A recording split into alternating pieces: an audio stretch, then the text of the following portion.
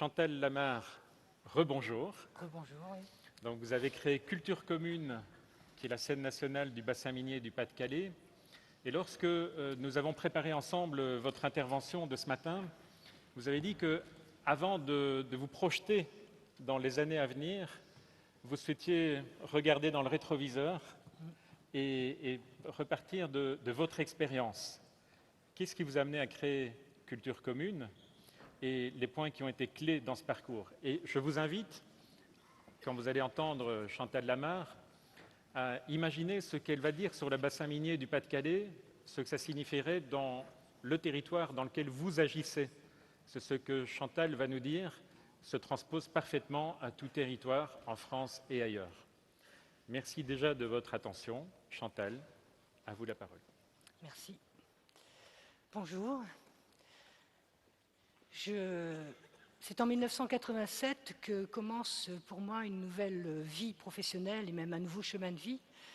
J'entre en formation à l'ANFIAC, l'Association nationale pour la formation et l'information artistique et culturelle, un organisme de formation financé par le ministère de la Culture majoritairement, et qui est l'ancêtre, non pas l'ancêtre, pardon, le petit enfant de l'ATAC qui avait été créé sous le ministère Malraux comme outil dans le cadre de la décentralisation théâtrale, et un outil qui devait répondre aux besoins de formation, d'échange de savoir et de savoir-faire dans le cadre de cette décentralisation. J'ai eu la chance de profiter de et de bénéficier de cette formation de 2 ans, elle n'existe plus. Et c'est alors que j'étais à l'ANFIAC qu'à l'automne 87, j'ai été sollicité par Jean-Paul Corbas. À l'époque, il était délégué général de la Fédération régionale Léo-Lagrange. Et à Léo-Lagrange, où j'avais travaillé pendant 1 année en tant que formatrice en sociologie. Et avec Jean-Paul, nous avions beaucoup discuté sur la possible importance de l'action culturelle sur la transformation des territoires, combien l'éducation populaire pouvait agir dans l'action culturelle, comment elle devait se redéfinir, se redéployer. Et c'est fort peut-être de toutes ces discussions qu'il est venu me voir en me disant, voilà, le Conseil général du Pas-de-Calais souhaite mettre en place un projet pour le bassin minier, et j'ai pensé à toi après tous nos échanges. Donc j'ai rencontré le président de la commission culture du Conseil général fin 87, et notre entrevue a commencé par un désaccord sur la finalité du projet finalement. Un désaccord qui s'est avéré très constructif par la suite. Mais ce qu'on me demandait, c'était de créer un festival pour attirer des cadres, un festival pour participer au développement économique, un festival pour changer l'image du bassin minier. Ça me semblait être beaucoup de choses pour faire porter par un festival. C'était aussi une difficulté pour moi, puisque en formation, on commençait à analyser l'instrumentalisation de la culture. J'avais l'impression qu'à la fin des années 80, il y avait une forme d'instrumentalisation de la culture. La culture faisait partie, comme le reste, des choses qu'on mettait en avant dans les prospectus des grandes villes, centres de l'Europe. Toutes les villes étaient centres de l'Europe à l'époque. Et donc, ça me posait énormément de questions dans la mesure où c'était sur un territoire, le bassin minier, où il y avait la dernière mine qui allait fermer en 90 et qui finalement était un bassin industriel, mono-industriel. Et quid de la population? Pourquoi faire de la culture pour faire venir des cadres? Donc voilà la question fondamentale que j'ai posée à l'élu. Et nous sommes tombés d'accord sur une chose, c'est qu'il fallait faire une étude. Une étude, prendre son temps, réfléchir, aller rencontrer les élus. Alors j'ai pris mon bâton de pèlerin et je suis allée voir les élus du bassin minier du Pas-de-Calais. Donc il y a 87 communes, j'en ai rencontré une bonne 60aine. En tout, j'ai rencontré plus d'une centaine de personnes. J'ai discuté entre 2 heures et 6 heures avec ces élus sur la finalité d'un projet culturel, sur la classe ouvrière, sur la culture populaire, sur la légitimité ou la non-légitimité que ressent la classe ouvrière face à l'art et à la culture. Ce fut des débats passionnants, mais aussi passionnels. Et finalement, il était important pour moi de proposer un projet qui permette de mettre en pratique et en question et en réflexion et en mouvement le territoire et aussi tout ce qu'on s'était échangé avec les élus à l'époque.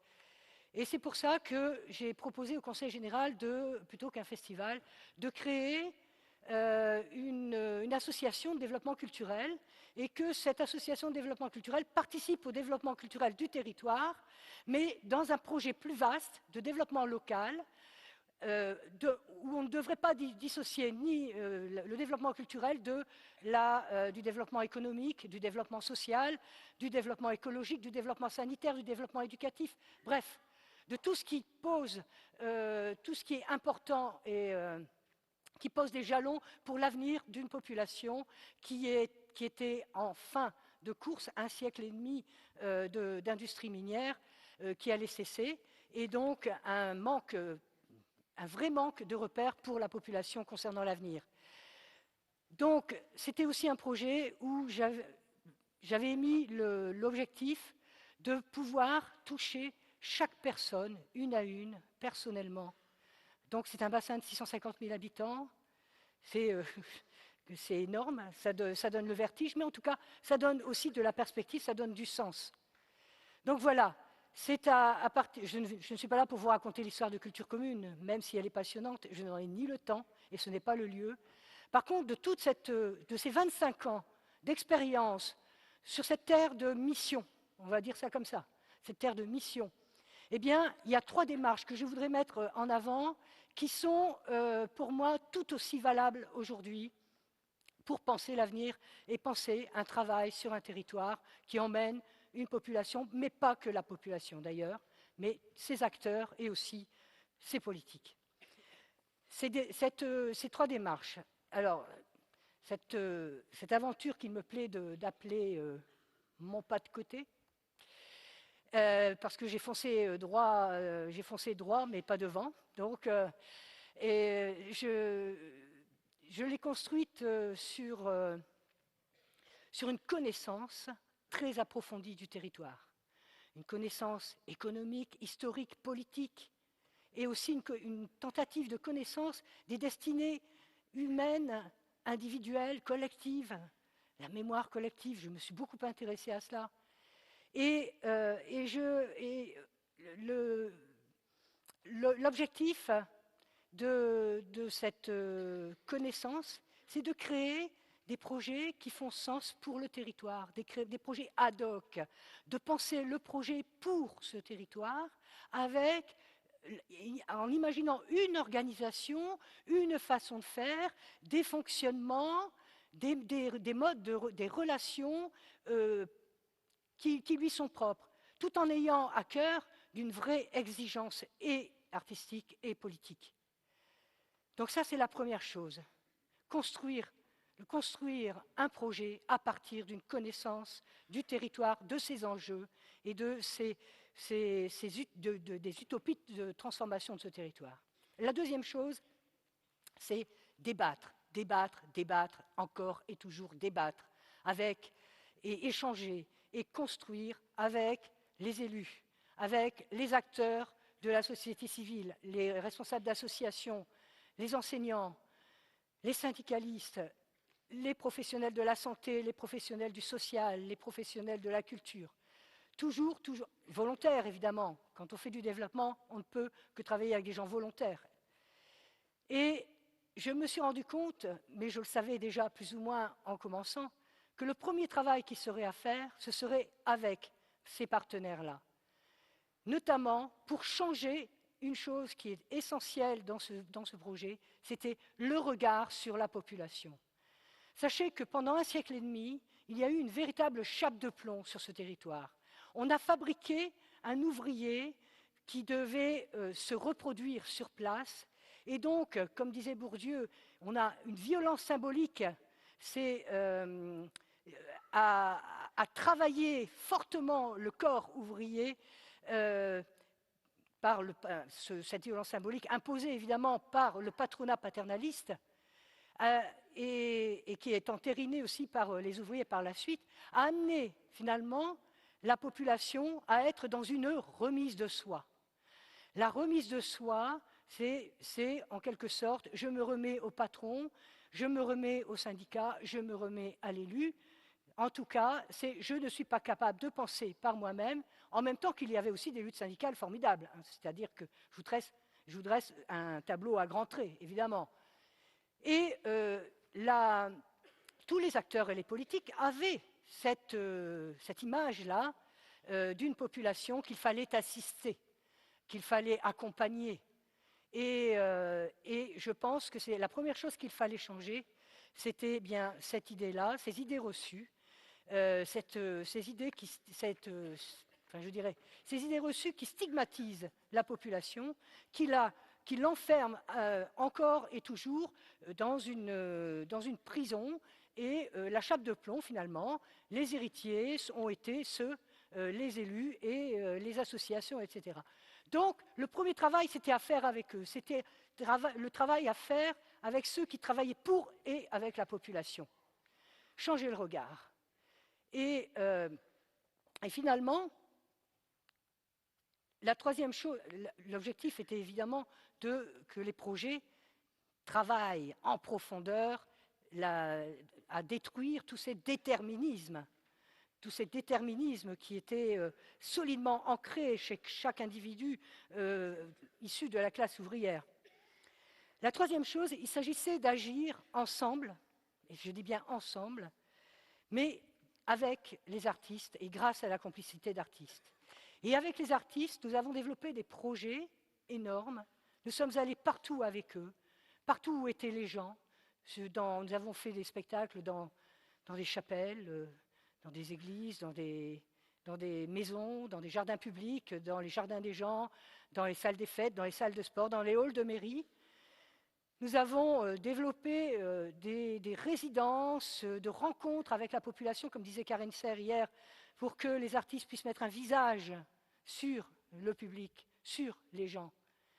Et surtout, nous avons, au fil des ans, finalement, travaillé en profondeur avec les artistes à des modes de faire, de rencontres entre la population, les artistes et sur le territoire, qui ont été d'ailleurs abordés hier, qui mettent en jeu un processus de travail avec les gens, où le matériau qu'ils apportent, ou même eux-mêmes qu'ils apportent sur scène, sont fondamentalement à la base du projet. Ce qui fait que, et ça a été dit, ce qui importe pour nous, c'est que les gens ressentent l'universalité de leur vie. Donc, nous avons, pour ce faire, développé, nous sommes plutôt défendus sur l'idée d'une fabrique, un lieu de vie, un lieu de fabrique artistique, sur un site emblématique du bassin minier, le 11-19, le puits 11 et 19, dans les anciens bains-douches des mineurs. Nous avons développé des budgets de production et d'aide à la création. Nous avons démultiplié toutes sortes de résidences d'artistes, évidemment en tenant compte des démarches singulières de chaque artiste. Nous avons ainsi développé un mode de faire dont je ne suis, aujourd'hui, après 25 ans, pas peu fier. Voilà. On peut parfois être satisfait, et d'autant plus que ces idées prennent de l'ampleur, et ça c'est très bien. Donc voilà, ce sont les 3 points, les 3 démarches qui me semblent être encore porteuses d'avenir aujourd'hui. Mais ce que m'a appris aussi ces 25 ans de travail sur ce territoire, c'est que les reniements politiques, la non-décision politique, l'absence de vision politique, les renoncements sont source de violence, de souffrance et d'humiliation pour les acteurs des politiques publiques, les acteurs de la société civile, les artistes, les citoyens.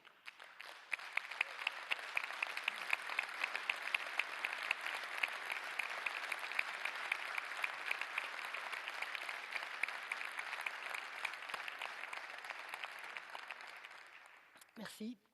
Demain, nous vivrons sans doute une époque formidable si nous sommes dans une posture d'écoute, de connaissance, de reconnaissance, si nous arrêtons de penser à la place des gens, à leur place, pour eux, sans eux, si nous prenons la responsabilité collective d'écrire une nouvelle page de politique, nouvelle page de politique culturelle pour la vie démocratique de ce pays, alors on pourra enfin une nouvelle page, oui, j'ai oublié de dire, qui redonne du sens à la culture, qui redonne le sens de bien commun à la culture. Alors je pense que nous vivrons une époque formidable, si on s'y met tous ensemble, parce qu'on ne fait rien les uns sans les autres. Merci.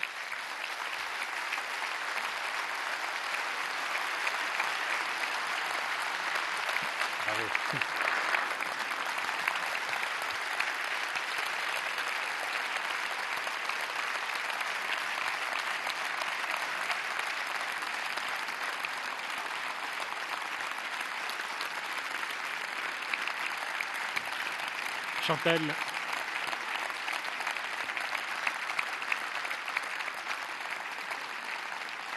Chantal, cette invitation que vous nous faites à connaître le territoire, débattre, rencontrer, embarquer, m'a fait penser à une phrase que Mohamed Meshmash et Marilène Baquet ont écrite en couverture d'un rapport qu'ils viennent de produire sur la participation des habitants. Et ils disaient « Si vous faites quelque chose pour nous, sans nous, vous le faites contre nous ». C'est vrai. Alors, je pourrais la faire mienne. Oui. Alors, Chantal, ce pas de côté, il est temps de le faire tous ensemble maintenant. J'ai oublié de le dire d'ailleurs, il est temps que nous fassions tous ensemble le pas de côté. Parce que j'ai cru comprendre que les personnes ici présentes étaient prêtes à faire ce pas de côté avec vous. Merci beaucoup Chantal pour votre intervention. Merci de votre attention. Du fond du cœur. Merci.